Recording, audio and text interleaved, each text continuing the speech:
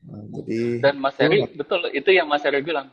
Problemnya di situ kan, modelingnya itu yang challenging ya. ROI-nya mah gampang nanti ngitungnya. Nyampe ke ya situnya betul. berdarah-darah nanti dia ya. Iya, nah itu concern juga sebetulnya ya, bagaimana kita Hmm, dealing dengan data availability gitu. Contoh saat kita COVID kemarin 3 tahun terakhir itu hmm, ada beberapa negara yang melakukan evaluasi seperti ini Pak, return on investment hmm, dari hmm, hmm. eh, ini pemberian subsidi untuk masyarakat lockdown gitu. Jadi Oke. jadi masyarakat disuruh diem di rumah, tapi dikasih subsidi gitu, Hmm, supaya hmm, mereka tetap sustain dan lain sebagainya. Nah, mereka mau menghitung ketika pemerintah itu memberikan investment sekian subsidi, itu dampaknya terhadap penurunan penyebaran kasus seperti apa, ya. kemudian ke biaya layanan kesehatan seperti apa. Nah, itu Hmm, banyak sekali tentunya asumsi dan lain sebagainya. Dan tapi sip. kembali Hmm, lagi kalau kita merujuk ke beberapa sesi berikut sebelumnya itu kan ada level of hierarchy ya. Memang ya. paling gitu misalnya systematic review dan meta analysis. Tapi expert Hmm, judgment pun itu juga tetap di apa ya dianggap sebagai evidence yang valid gitu. hmm, Dikala nggak ada evidence lain yang kita bisa gunakan gitu. sip. Jadi Hmm, ya ini terjadi juga saat kita lakukan estimasi ROI untuk hmm, program screening akan dilakukan oleh Kementerian Kesehatan, Pak. Waktu itu hmm, sama Mbak Roya dan di sini ada Mbak Zarina nggak ya? Waktu itu hmm. kita dikasih waktu 1 minggu untuk Buset. menghitung ROI 14 penyakit yang akan di-screening. Jadi Hai.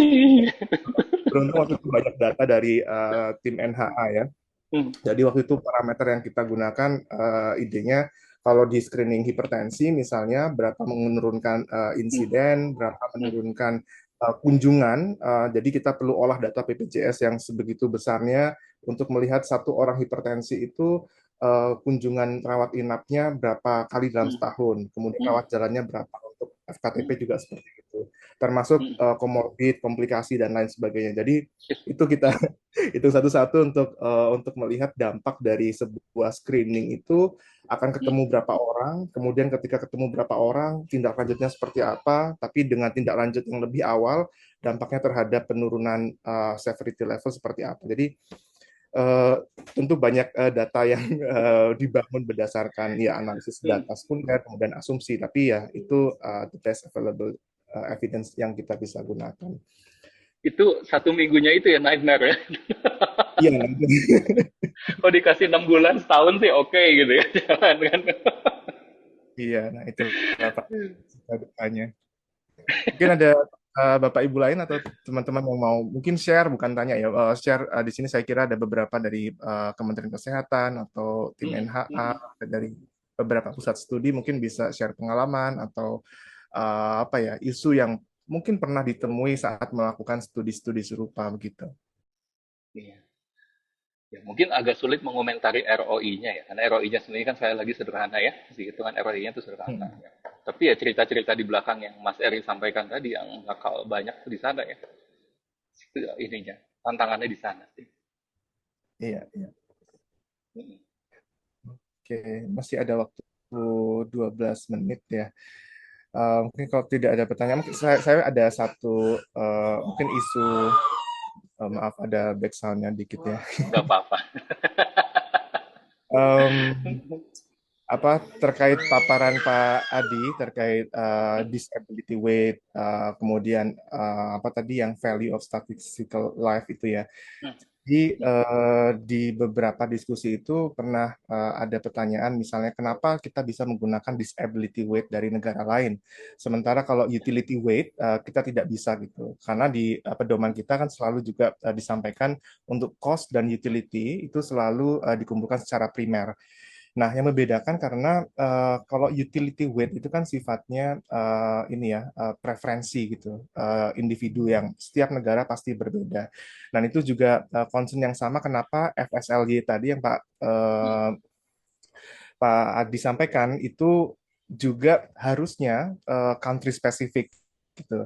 Karena FSLY itu kan prinsipnya lebih kepada trade off antara risk of death dan juga consumption ya atau Ya, mungkin tadi disampaikan willingness to pay-nya gitu. Jadi consumption atau willingness to pay setiap negara kan pasti berbeda. Itu kenapa FSLY itu seharusnya dilakukan atau ya dikumpulkan secara ini ya spesifik di Ya. negara tertentu. Gitu. Beda dengan disability weight yang mungkin kita bisa pinjam dari negara lain atau IHME Pak ya kalau tidak salah ya, Ya. International Health Evaluations. Ya, itu yang global burden itu ya. Benar-benar krisis itu. Betul, Mas Heri. Itu memang jadi si paper Viscosi ini dia mencoba membuat formula untuk itu ya. Jadi menyesuaikan si apa yang US punya dengan negara-negara masing-masing ya dengan formula yang dia bikin. Saya agak lupa formulanya, tapi sederhana kok. Cuman ya itu ya maksudnya tetap kita belum punya nilai aslinya. Tapi itu the best that we have right now ya. Maksudnya alternatifnya nggak ada gitu kan. Jadi ya kita pakai aja yang ada itu ya. Nah, jadi kalau memang ada yang mau melakukan S3, wah, untuk menentukan VSL ya Indonesia, barangkali nggak tahu, Mas Eri sama Mbak Roya masih bisa banting setir lah ke sana.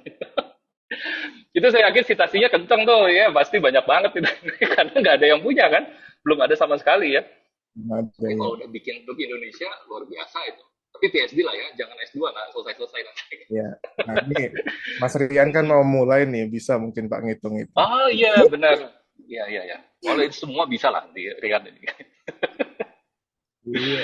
Ya, karena kalau ada itu di misalnya punya, kayak kemarin ini aja contohnya Mas Heri ya, tentang nilai quality of life itu ya, si instrumen Euroqol itu ya, apa EQ5D5L. Itu kan yang bikin untuk versi Indonesianya teman saya tuh, ya orang psikologi si Pak Jeki ya. Nah, citasi dia kan jadi kencang. Kenapa? Dia kan dia yang ngerjain. Dia semuanya kan merujuk paper dia ya. Oh, ini kami berdasarkan. Jadi kencang tuh high index naik gitu ya. Nah, jadi kalau Mas Eri mau bikin VSL Indonesia, saya jamin deh itu high index kencang. Mantap nih, Pak.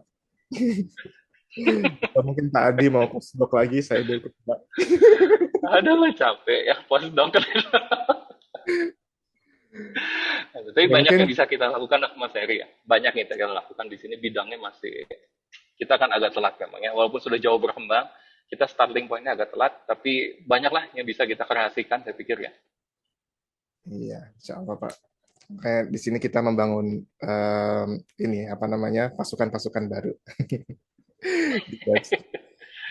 Ada lagi mungkin dari Bapak Ibu atau teman-teman yang ingin didiskusikan. Ini sesi terakhir yang sangat menarik ya. Mudah-mudahan tahun depan kita bisa menyusun hal seperti ini lagi, bisa saling share, mendapat apa ya tambahan wawasan dari expert seperti Pak Adi ini. Oke. Baik, kalau tidak ada, mungkin kita bisa akhiri sesi hari ini. Nanti mungkin setelah sesi, Mbak Tica atau Mbak Roya bisa mengirimkan beberapa bahan bacaan kepada Bapak, Ibu, dan teman-teman. Dan jika berkenan, mungkin paparan Pak Adi tadi, Pak ya, bisa Ya, disampaikan. di share lewat Mbak Roya ya. Oh ya, baik. Baik, mungkin itu saja untuk hari ini. Sekali lagi terima kasih banyak Pak Adiatma sudah meluangkan waktu untuk berbagi dengan kita semua. Semoga sehat selalu untuk Bapak, Ibu, dan teman-teman semua. Selamat Amin. berakhir pekan dan menyambut libur panjang tahun baru. Terima kasih.